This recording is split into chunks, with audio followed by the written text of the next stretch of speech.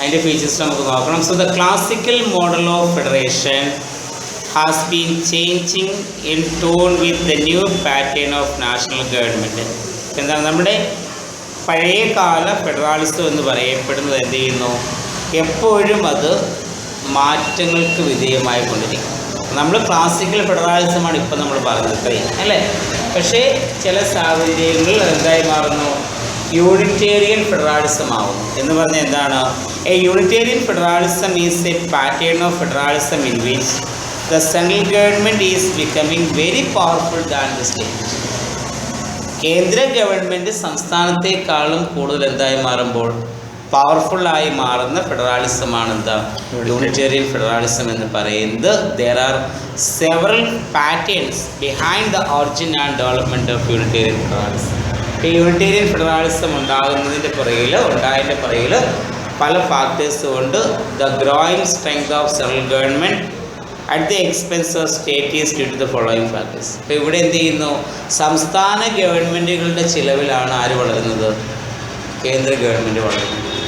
അപ്പോൾ ആ ഒരു സിസ്റ്റമാണ് എന്ത് പറയുന്നത്? നമുക്ക് യൂണിറ്റേറിയൻ ഫെഡറാലിസം എന്ന് പറയുന്നത്. ഇപ്പോൾ സംസ്ഥാന ഗവൺമെൻറ്റുകളിൽ ഉണ്ടാകുന്ന ടാക്സുകൾ മറ്റും എങ്ങോട്ട് പോകാം? സെൻട്രലിലോട്ടാണ് പോകുന്നത്. അപ്പോൾ ആ സംസ്ഥാന ഗവൺമെൻറ്റുകളുടെ ചിലവിൽ നിന്നുകൊണ്ടാണ് കേന്ദ്ര ഗവൺമെൻറ് ഇവിടെ ഒരു യൂണിറ്റേറിയൻ ഫെഡറാലിസത്തിൽ വളരുന്നത്. അപ്പോൾ അതിൻ്റെ പ്രധാന ഫീച്ചേഴ്സ് എന്ന് പറയാം. ഒന്ന് war politics. During the period of war and economic depression the control of the central government over the state increasing constant. ഒരു യുദ്ധം ഉണ്ടാകുന്നത് നേരത്തെ പറഞ്ഞു, ഒരു അടിയന്തരാവസ്ഥ ഉണ്ടാകുന്നത്, ഒരു എമർജൻസി ഉണ്ടാകുന്നത്, ആ ഒരു പൊളിറ്റിക്സ് ഇതാണ് ഒന്നാമത്തെ feature. During the period of war and economic depression the control of the central government over the state increases constant. ഒരു യുദ്ധം ഉണ്ടാകുന്നു, അല്ലെങ്കിൽ എന്താണ്, ഒരു അടിയന്തരാവസ്ഥ ഉണ്ടാകുന്ന സാഹചര്യം, അല്ലെങ്കിൽ ഒരു സാമ്പത്തികപരമായ മാന്ദ്യം ഉണ്ടാകുന്ന സാഹചര്യത്തിൽ കേന്ദ്ര ഗവൺമെൻറ്റിനായിരിക്കും എന്താ സുപ്രീം പവർ എന്ന് പറയുന്നത്. അപ്പോൾ അവിടെ വരുമ്പോൾ എന്ത് ചെയ്യുന്നു? സ്റ്റേറ്റ് ഗവൺമെൻറ്റിൻ്റെ മുകളിലുള്ള സെൻട്രൽ ഗവൺമെൻറ് കൺട്രോൾ എന്താ കൂടുതലായിട്ട് മാറപ്പെടുന്നു. It is essential because the central government is responsible to protect the country from external attack. എന്തുകൊണ്ടാണ് ഇങ്ങനെ സംഭവിക്കാൻ കാരണം? ഇവിടെ സംസ്ഥാന ഗവൺമെൻറ്റുകളെയും സംരക്ഷിക്കുക എന്ന് പറയുന്നത് ആരുടെ ചുമതലയാണ്? സെൻട്രൽ ചുമതലയാണ്. അതുപോലെ തന്നെ അതേസമയം തന്നെ the central government should protect the country from the external disturbances or external അഗ്രഷൻസ്.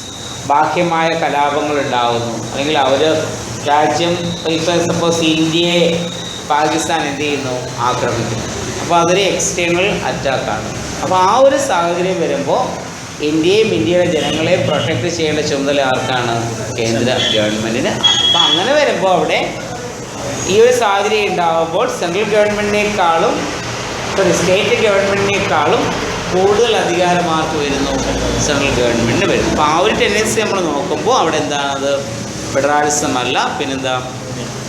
Unitarian form of ഗവൺമെൻറ്റായിട്ട് വരും. അടുത്ത വെൽഫെയർ പൊളിറ്റിക്സ് ആണ്. The idea of social welfare increased the responsibility of national government. അതായത് ദേശീയ ഗവൺമെൻറ്റുകളുടെ ഉത്തരവാദിത്വം വർദ്ധിപ്പിക്കുന്ന മറ്റൊരു പ്രധാനപ്പെട്ട ഘടകമാണ് ക്ഷേമ രാഷ്ട്രം എന്ന് പറയുന്നത്, സാമൂഹ്യക്ഷേമം. In order to eradicate gigantic social evils like poverty, unemployment, starvation, etc., the authority of central government expanded. അപ്പോൾ ഇന്ത്യ നേരിടുന്ന, അല്ലെങ്കിൽ ഒരു കേന്ദ്ര ഗവൺമെൻറ് നേരിടുന്ന പ്രധാനപ്പെട്ട പ്രശ്നങ്ങളായിട്ടുള്ള പോവേർട്ടി, അൺഎംപ്ലോയ്മെൻറ്റ്, സ്റ്റാർവേഷൻ തുടങ്ങിയ പ്രശ്നങ്ങൾ ഉണ്ടായാൽ അവിടെ എന്ത് ചെയ്യുന്നു? കേന്ദ്ര ഗവൺമെൻറ്റിൻ്റെ അധികാര പരിധി എന്ത് ചെയ്യും? വർദ്ധിക്കുക ചെയ്യും. Through these social welfare activities were implemented by the central government. അതുകൊണ്ട് എന്ത് ചെയ്യുന്നു? ഈ സെൻട്രൽ ഗവൺമെൻറ് സാമൂഹ്യക്ഷേമപരമായ നടപടികൾ എന്ത് ചെയ്യുന്നു? അവിടെ എടുക്കുന്നു. അപ്പോൾ അങ്ങനത്തെ കേസ് വരുമ്പോൾ അതെന്താ? ഒരു യൂണിറ്റേറിയൻ ടെൻഡൻസി ആയിരിക്കും എന്ത് ചെയ്യുക? കാണിക്കും. അടുത്ത ടെക്നോ പൊളിറ്റിക്സ്. അതായത് techno politics means the study of political institutions in the lines of science and technology. അതായത് ശാസ്ത്ര സാങ്കേതിക വിദ്യയുടെ സഹായത്തോടു കൂടി എന്ത് ചെയ്യപ്പെടുന്നു? രാഷ്ട്രീയത്തെക്കുറിച്ച് പഠിക്കുന്നതിനെയാണ് നമ്മൾ എന്ത് പറയുന്നത്, രാഷ്ട്രീയ സ്ഥാപനങ്ങളെക്കുറിച്ച് പഠിക്കുന്നതാണ് എന്ത് പറയുന്നത്, ടെക്നോ പോളിറ്റിക്സ് എന്ന് പറയുന്നത്.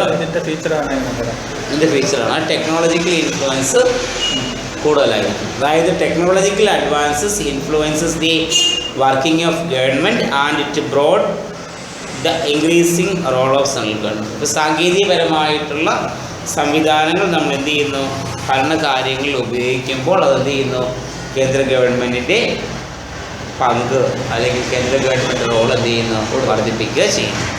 അടുത്ത ഗ്രാൻസ് ഇൻ എയ്ഡ് പൊളിറ്റിക്സ്, ധനസഹായ രാഷ്ട്രീയം. അതായത് നമുക്കവിടെ പറയാൻ കഴിയുന്നതാണ്, central government collect a lot of taxes from the state, അല്ലേ? സ്റ്റേറ്റിൽ നിന്ന് ധാരാളം ടാക്സ് കളക്ട് ചെയ്യും, സെൻട്രൽ ഗവൺമെൻറ് എന്ത് ചെയ്യും, കളക്ട് ചെയ്യും. ഇപ്പം ഇങ്ങനെ കളക്ട് ചെയ്യുന്ന ടാക്സ് എങ്ങോട്ടാണ് കൊടുക്കുന്നത്, which is distributed among the states. സ്റ്റേറ്റുകൾക്ക് തന്നെയാണ് എന്ത് ചെയ്യുന്നത്, കൊടുക്കുന്നത്. So which is subjected to the will of the central government. അതെങ്ങനെയാണ്, സെൻട്രൽ ഗവൺമെൻറ് താല്പര്യം അനുസരിച്ചാണ്. ഇപ്പോൾ ഉദാഹരണം നമ്മൾ പറയുന്നു, ഇപ്പോൾ നമ്മുടെ കേന്ദ്രത്തിൽ ഭരിക്കുന്നത് എന്താണ്, BJP ആണ്, അല്ലേ?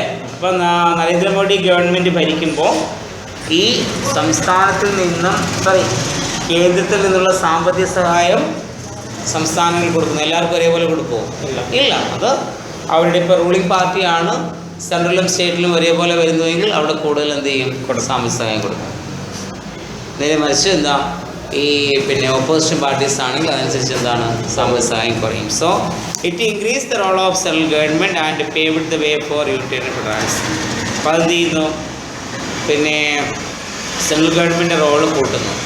അത് എന്താ, ഒരു യൂണിറ്റേറിയൻ ഫോം ഓഫ് ഗവൺമെൻറ് കാണിക്കുന്നതിന് കാരണം. അതായത് സാമ്പത്തിക സഹായം കേന്ദ്ര ഗവൺമെൻറ്റാണ് ആർക്ക് കൊടുക്കുന്നത്, സംസ്ഥാന ഗവൺമെൻറ്റുകൾക്ക് നൽകുന്നത്. അടുത്തത് പാർട്ടി പൊളിറ്റിക്സ് ആണ്. So finally we come to the point of party politics as a unifying force in a federalism. അപ്പോൾ ഒരു ഫെഡറലിസത്തിലെ രാജ്യങ്ങൾ തമ്മിൽ കൂട്ടിച്ചേർക്കുന്ന മറ്റൊരു ശക്തിയാണ് എന്ന് പറയുന്നത് പാർട്ടി പൊളിറ്റിക്സ് എന്ന് പറയുന്നത്. For example, the Indian national Congress, BJP and left parties are the major national parties in India. ഇന്ത്യയിലെ പ്രധാനപ്പെട്ട ദേശീയ പാർട്ടികളാണ് ഏതാ, ഇന്ത്യൻ നാഷണൽ കോൺഗ്രസും അതുപോലെ തന്നെ എന്താണ് BJPയും ലെഫ്റ്റ് പാർട്ടിയും.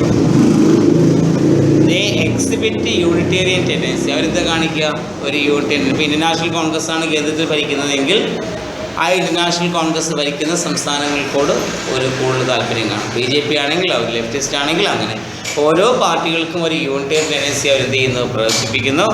Thus unitarian federalism is the product of many parties. അതുകൊണ്ട് നമുക്ക് പറയാം എന്താണ്, ഈ war politics, welfare politics, techno politics, grand in aid politics, party politics, ഇതിൻ്റെ എല്ലാം കൂടിയുള്ള ഒരു ഫീച്ചറാണ് എന്ന് പറയപ്പെടുന്നത്